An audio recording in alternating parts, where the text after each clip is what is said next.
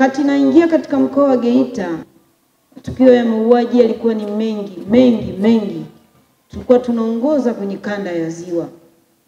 Hata jaji mkuu wa kanda wakati ule, kabla Geita haijawa kanda, aliwahi kuniita na tulijadili swala zima la kuona ni jinsi gani tunaweza kufanya tukayapunguza matukio ya mauaji ambayo asili yake kubwa ni ushirikina na ramli chonganishi. Na hiyo ilikuwa ni kutokana na takwimu halisi ambayo tulikuwa kwa 22 wakati ule, tulikuwa na matukio 254 ya mauaji ambayo yamesajiliwa mahakamani toka mkoa wa Geita kwenye mahakama ya kanda, ambayo chanzo chake ni ushirikina. Tumefanya kazi ya ziada na ni kubwa kuhakikisha kwamba tunawaondoa wananchi kwenye hizo imani. Ili kwanza, shida ni kwamba hata elimu kwa jamii haitolewi kujua tiba ya asili ni nini na uchawi ni nini, na mganga mchawi na mganga anayetumia dawa kuponya watu kwa kutumia miti shamba na vitu vingine vya asili. Kuna waganga wa tiba asilia lakini si waganga, ni wachawi lakini si wachawi. Wanatumia hiyo migongo ya uganga na hivyo kufanya vitu ambavyo ni kinyume na maadili, lakini wanaleta madhara makubwa, ambayo ikiwemo ni kwamba mpaka leo hivi ninavyoongea ninao ushahidi wa waganga ambao watuma wateja wao wakalete viungo vya binadamu. Sasa chanzo kikubwa cha kwanza ni nyie ndani yenu kuendelea kuwalea kwa makusudi wale ambao hawataki kufuata taratibu za kisheria, ikiwemo kusajiliwa. Kwa nini? Kwa sababu 90% tunaowakamata wanaojihusisha na imani hizi za kishirikina na ramli chonganishi hawajasajiliwa.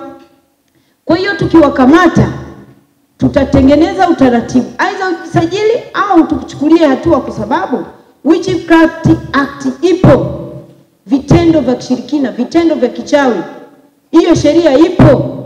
Watu wanashindwa kutofautisha mchawi ni nani, mganga wa tiba asili ni nani. Wote tunawekwa kwenye kapu moja kutokana na kwamba sisi waganga wa tiba asili tumewapa mwanya wale ambao wanaharibu tasnia hii ambayo ni muhimu na ni nzuri sana.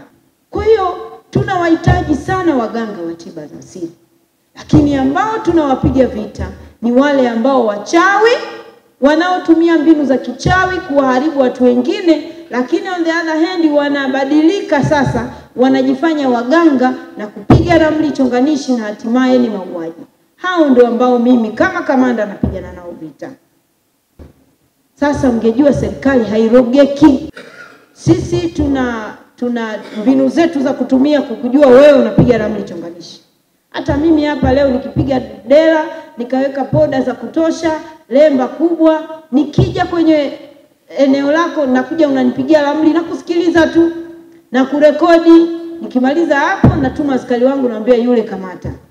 Sasa tukikukamata, 1 hujajisajili, 2 una nyara za serikali, hujafuata taratibu kuzimiliki, 3 umepiga ramli chonganishi, vyote tunaenda na wewe. Watu wanatapeliwa sana kwa kutumia tiba asilia. Hilo moja. Lakini la pili, wapo waganga wa tiba za asili ambao ni feki, matapeli, wanachukua hiyo nafasi vibaya. Mnabaka na kuwaingilia wake za watu kwa kivuli cha uganga.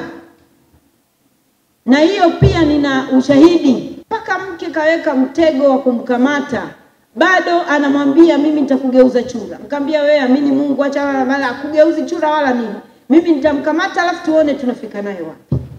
Kwa hiyo tunafanyaje kudhibiti vitendo kama hivyo ambavyo havina mahusiano? Mimi ninachojua hicho hakina mahusiano na tiba za asili, au kina mahusiano jamani? Lakini ni vitendo ambavyo vipo na vinafanywa. Tunawajua hao watu, tunatakiwa tuwajue. Lakini bado vipo vitendo vingi ambavyo nyie kama waganga wa tiba asili Maanake nikisema asili na maana kwamba nyie ndio sahihi, si ndio? Mnafanya nini kuisaidia serikali kupigana vita dhidi ya hivi vitendo ambavyo vinawachafua nyinyi?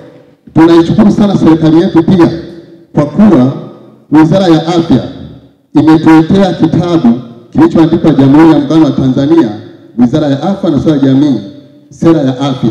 Ukifungua kitabu hiki ukurasa 32 amezungumziwa mganga wa tiba asili na tiba mbadala. Kwa namna gani kwamba serikali yetu inatupambania kuitambua tiba asili kisheria. Tunaitambua serikali yetu fika kwa kuunda sheria namba 23 ya mwaka 2002 inayotambua tiba asili na tiba mbadala. Sheria hii inaainisha mganga kusajiliwa, lakini kuna kipengele cha adhabu yule ambaye anafanya kazi kinyume na utaratibu.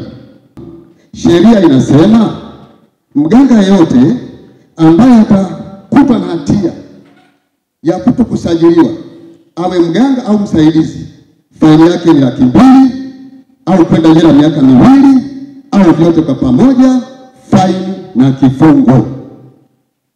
Lakini pia imeainisha mahakama inaweza ikachukua jukumu lolote ya kusambaratisha vifaa tiba vilivyopatikana katika mtu aliyetiwa hatiani, vikataifishwa na vikasambaratishwa. Hiyo ni jukumu la mahakama baada ya mtu kukutwa na hatia.